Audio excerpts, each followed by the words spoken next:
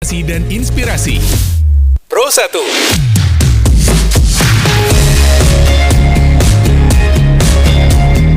Kanal informasi dan inspirasi. Pro 1.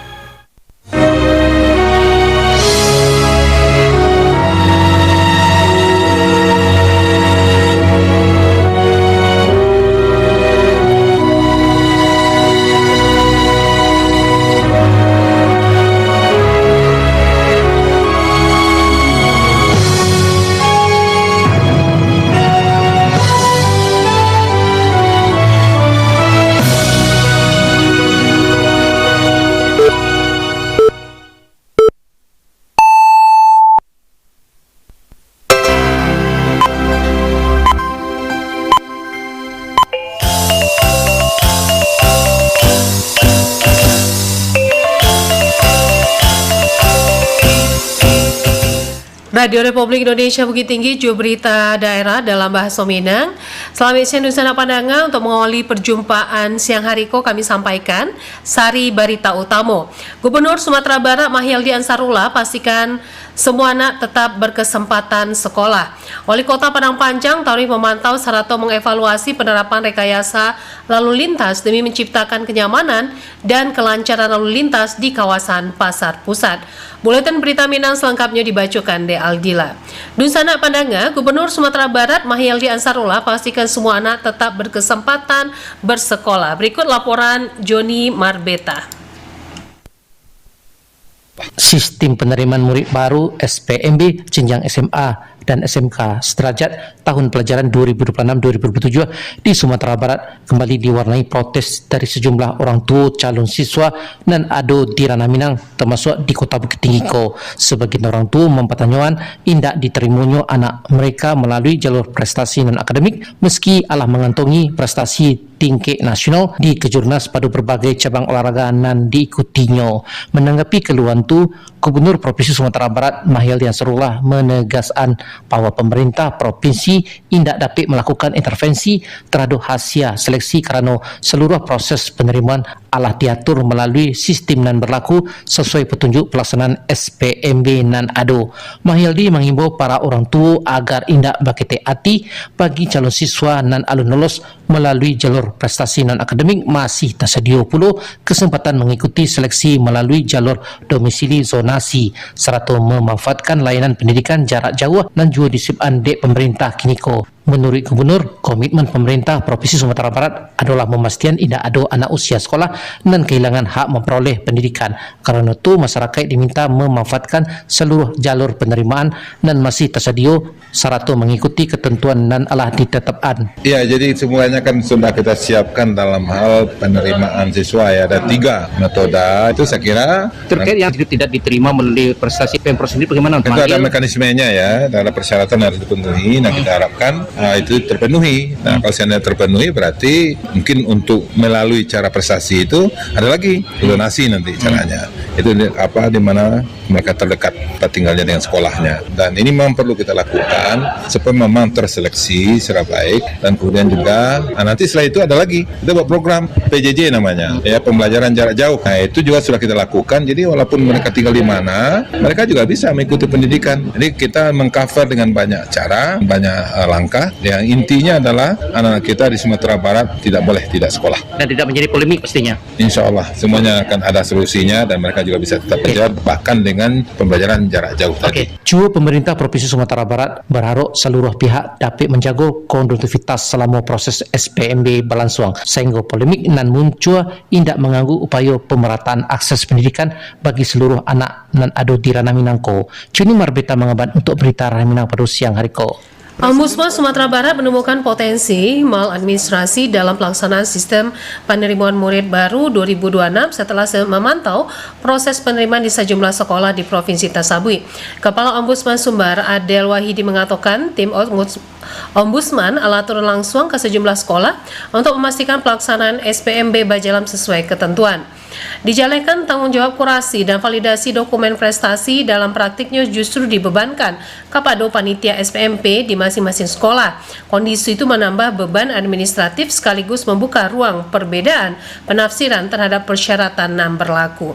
Wali Kota Padang Panjang Hendri Arnis Tarwi memantau serta mengevaluasi penerapan rekayasa lalin demi menciptakan kenyamanan dan kelancaran lalu lintas di kawasan Pasar Pusat. Berikut laporan Nofri.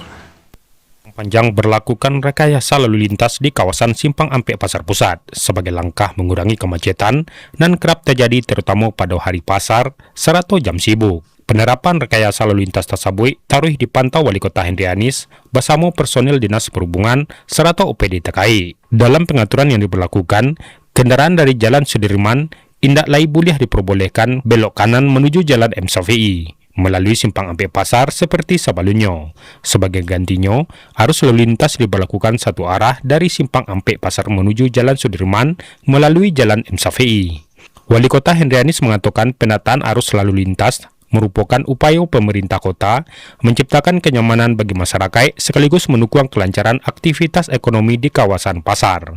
Dirinya menilai Pasar Pusat memiliki tingkat mobilitas tinggi, sehingga membutuhkan pengaturan lalu lintas dan efektif agar aktivitas masyarakat berlangsung lebih lancar. Dirinya menyatakan pasar merupakan pusat aktivitas masyarakat. Oleh karena itu, kelancaran arus lalu lintas harus menjadi perhatian bersama agar pedagang, pembeli maupun pengguna jalan dapat beraktivitas dengan nyaman. Wali Kota menambahkan penerapan rekayasa lalu lintas tersebut akan taruh dipantau serta dievaluasi untuk melihat efektivitasnya dalam mengurai kepadatan kendaraan di kawasan Pasar Pusat. Supaya pasar ini dilewatin orang.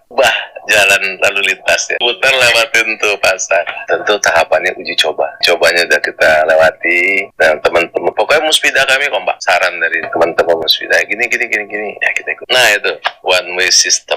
Sementara itu Kepala Dinas Perhubungan Kota Padang Panjang Fandi Romrodona menyampaikan pihaknya akan melakukan evaluasi secara berkala terhadap pelaksanaan rekayasa lalu lintas tersebut. Selain itu Disub juga akan melengkapi pengaturan di lapangan jo pemasangan rambu-rambu lalu lintas guna memberikan informasi dan jaleh kepada masyarakat. Rekayasa lalu lintas itu masih ada beberapa bagian dari masyarakat yang datang ke Padang Panjang atau ke Padang Panjang yang masih belum tersosialisasikan. Nah untuk itu kita menempatkan petugas-petugas pada titik yang memang sudah kita tetapkan, sehingga sambil untuk mensosialisasikan kepada masyarakat, sehingga kedepannya kita harap masyarakat memahami kondisi lalu lintas kita dari Kota Padang Panjang sehingga nanti terbiasa melewati jalur rekayasa. Menurutnya keberhasilan rekayasa lalu lintas tidak hanya bergantung pada pengaturan petugas di lapangan, tetapi juga membutuhkan dukungan serta kepatuhan masyarakat dalam mengikuti aturan dan alah ditetapkan. Nofri melaporkan.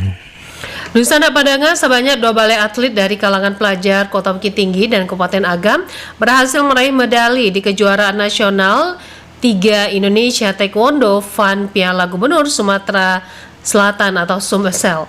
Ketua Indonesia Taekwondo Fun Sumber, Nasrial mengatakan seluruh atlet mendapatkan medali kejuaraan dalam rangka Road to Fornas 2027 dan diikuti ratusan atlet dari 10 provinsi di Indonesia. Nasria berharap para atlet dan meraih prestasi terpilih kembali untuk berlaga di ajang Fornas 2027. Dirinya juga menyampaikan harapan agar proses pembinaan atlet mendapat perhatian lebih besar dari pemerintah serta sponsor. Presiden Klub Semen Padang FC Andre Rosiade berkomitmen untuk merombak total seluruh manajemen juga elemen pendukung klub dengan target mengembalikan promosi ke Liga 1.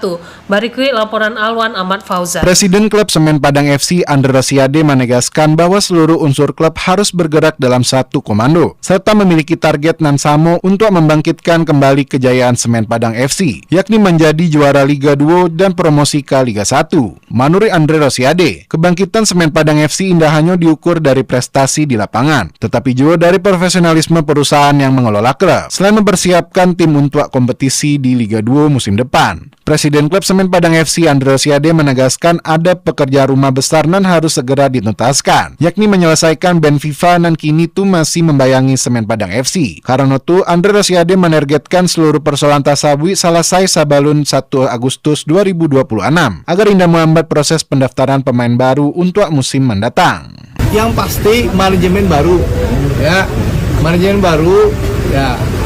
baru dan kita akan isi dengan orang-orang baru dan Ambo akan terlibat aktif sebagai presiden klub kita bongkar, kita rubah struktur pengurus.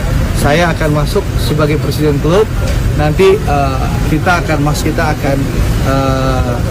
perbaiki tim ini. Lalu kalau pasti kita rombak pemain asing, kita ganti semua. Indahnya fokus pada pembenahan administrasi sarta manajemen. Presiden klub Semen Padang dan juga merupakan Wakil Ketua Komisi 6 DPR RI memastikan proses pembentukan skuad baru tarui berjalan, di mana kini tim pelatih tengah menyeleksi 9 pemain asing dan diproyeksikan mengisi posisi penting di dalam tim. Alana Fauzan melaporkan.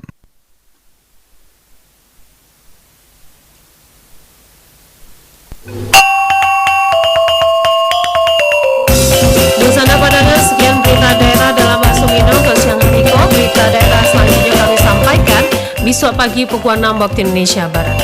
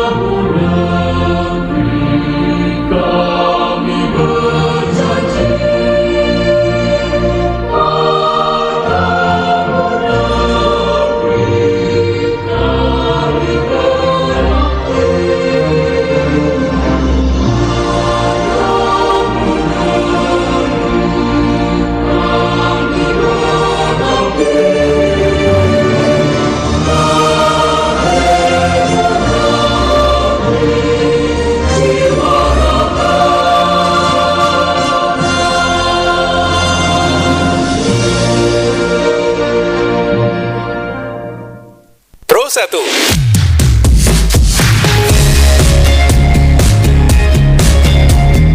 Kanal informasi dan inspirasi. Pro 1.